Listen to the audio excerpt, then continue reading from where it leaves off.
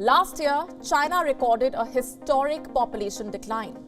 The world's most populous country has hit an historic turning point. Today, China announced its first population decline in 6 decades. 61. China's population has declined for the first time in more than 60 years. According to numbers released Tuesday by China's National Bureau of Statistics, the population in 2022 was just over 1.4 billion, a drop of 850,000 from a year prior. China will have a population of roughly 1.4 billion people in 2023, making it the world's most populated nation. However, a problem has existed since 2022, where the demographics of China has been changing structurally, where the population fell for the first time in 6 decades as a result of the nation having more deaths than births. Remember this, China became a superpower by being a manufacturing hub and because of its enormous population.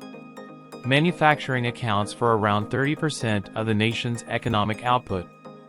Furthermore, it is anticipated that by the end of the century, the population of China would have decreased by almost half.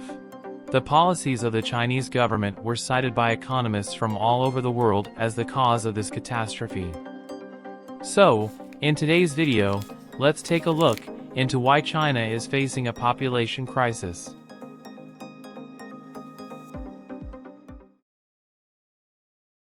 Firstly, under Mao Zedong's leadership, China saw one of the worst famines ever, which tragically claimed the lives of almost 30 million people in the 1950s.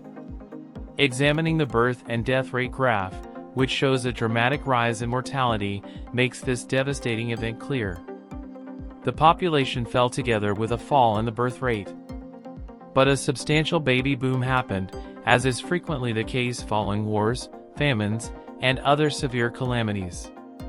By significantly lowering newborn death rates, worldwide medical developments contributed to an even greater acceleration of this baby boom. As a result, birth rates dramatically increased, with the typical Chinese household growing to about 6 children. Furthermore, the Chinese leadership and government expressed worry over this unexpected rise in birth rates. They understood that the population was expanding at an unsustainable rate and that this demographic crisis required swift action. They also developed policies to address the overpopulation problem. China started implementing the later, longer, fewer program in the 1950s, led by Mao Zedong. This policy utilized a number of methods to try to slow down population increase, including later marriages, encouraging people to get married later in life to put off having children. The implementation of this program signaled the start of China's population management initiatives. Additionally, as a more drastic measure to slow population increase, China implemented the one-child policy in 1980. This rule prohibited most urban couples from having more than one child. If a rural family's first child was a girl or if they met specific requirements, they were permitted to have a second child. A number of stringent tactics, like as fines, compulsory sterilization, and even forced abortions, were used to enforce the one-child ban. While it successfully slowed down population growth, it also had a number of unforeseen effects, such as gender imbalances, as a result of a preference for male offspring, a rapidly aging population, and social demands on only children to care for their parents and grandparents.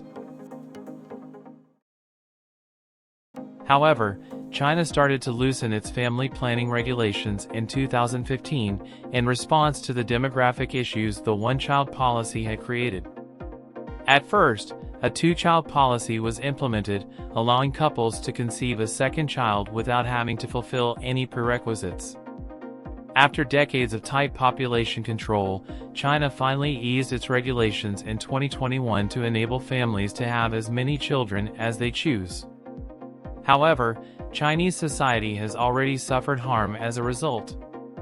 While birth rates were decreased as a result of population control measures, other effects were unforeseen. Due to the propensity for having male children, there was a considerable excess of men, which presented societal and marital difficulties. The healthcare and pension systems started to suffer as a result of the aging population. The one-child policy created a unique family structure that put a heavy burden on the younger generation, especially when it came to caring for elderly parents and grandparents.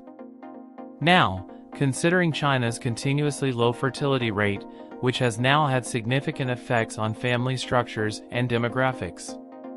China's fertility rate has been below the replacement rate of 2.1 children per couple for more than 3 decades.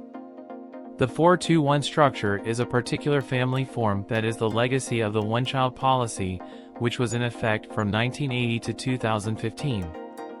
The 4-2-1 paradigm places the burden of taking care of 4 parents, 2 sets of grandparents, and 2 parents on one child. As a result, the younger generation is expected to support and provide for numerous elderly family members as they get older, which creates a tremendous strain on them in terms of caregiving. The significant financial and emotional burdens imposed by this family structure sometimes dissuade couples from contemplating the possibility of having more than one child.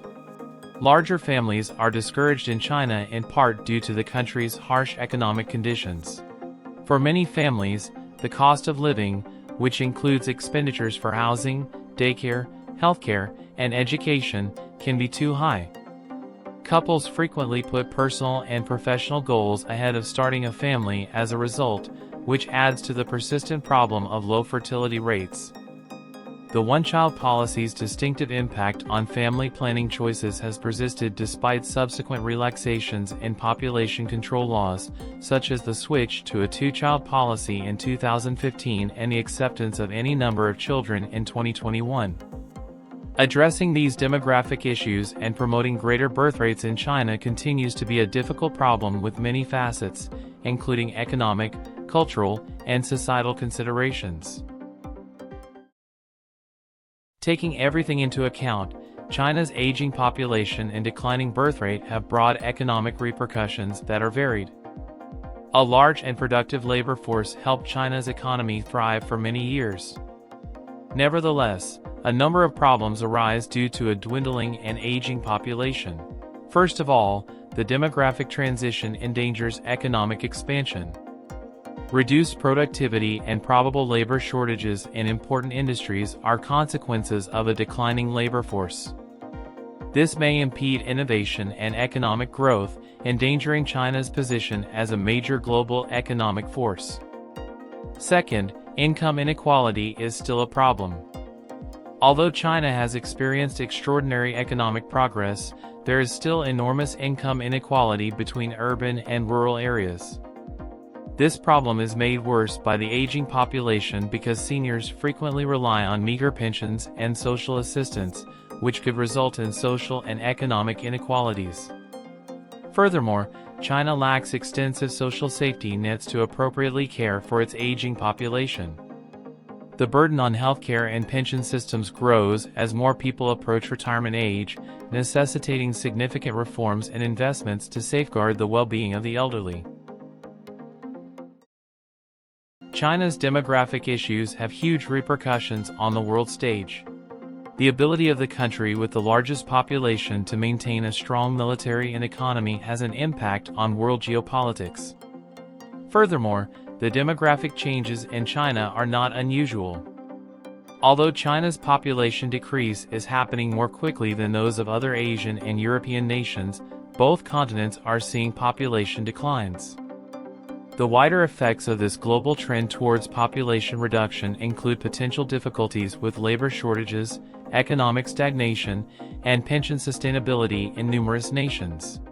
It is difficult to strike a balance between the need for economic expansion and the requirement for a stable demographic structure. To negotiate the demographic issues while maintaining the welfare of its population and its standing in the international arena, the country must reevaluate its domestic policies, invest in social safety nets, and adapt its global goals. And that's all for today's video. This is Visionomics, signing out.